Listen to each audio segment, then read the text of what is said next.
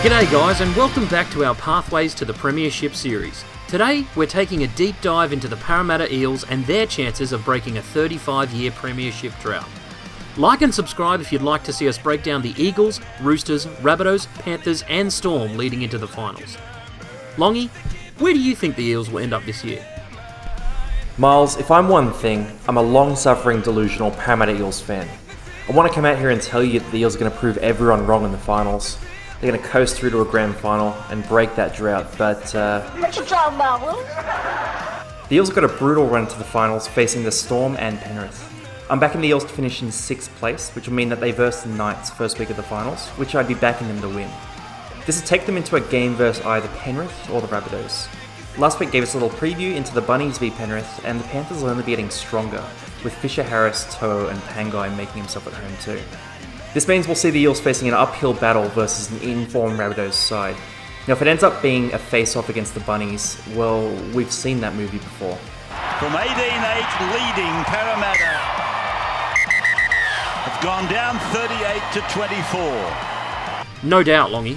The Rabbitohs have proven to be a thorn in Para's side in recent times, with Para winning only one of their last 5 meetings. The Eels will definitely need to shore up their defences if they're any hope of capturing a win here. Sounds like a David versus Goliath battle for the Eels. If the Eels were to pull this off, who do you see being the man in the spotlight? Well, in my opinion, Para's biggest if has always been centred around the play of Mitchell Moses. Here's Moses, turns it inside with a no-look pass! What a try! What a ball from Mitchell Moses! Para look lost when he's on the sidelines, especially in their last tackle options. He's top 10 in the comp for try assists and top 5 in forced dropouts. In recent years, Moses has established himself as one of the premium kickers in the comp.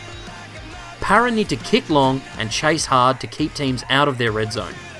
The age-old saying is that defense wins championships, and Para's is the 3rd best in the comp. Saying that though, they need to score points, and most of these will come off the back of Mitchell Moses. Mitch is definitely important, but I'm going to take a different route on this one, Miles.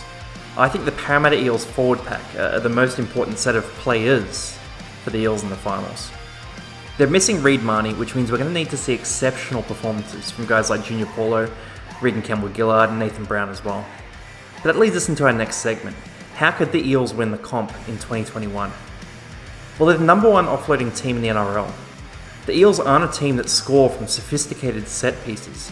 They're a scrappy, speedy, ad-lib footy side who do well when they're charging into retreating defensive lines.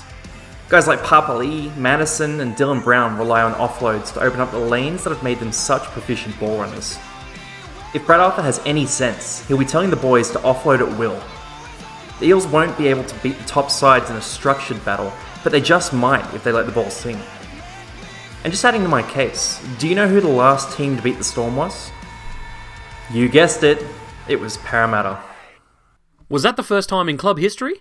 Look mate, free-flowing footy might be fun to watch in round 12 against easy beats like the Bulldogs, but it's not going to win Para the Premiership. They're going to need to complete their sets, kick to the corners and stop letting opposition wingers run in easy tries.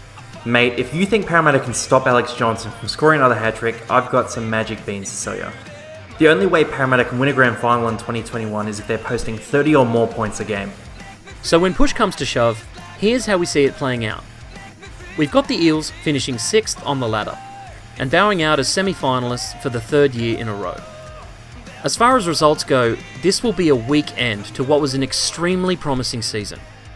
If you want to see us break down the Sea Eagles, Roosters, Rabbitohs, Panthers and Storm, make sure to like the video and subscribe to the channel. And let us know in the comments, where do you think the Eels will finish this year?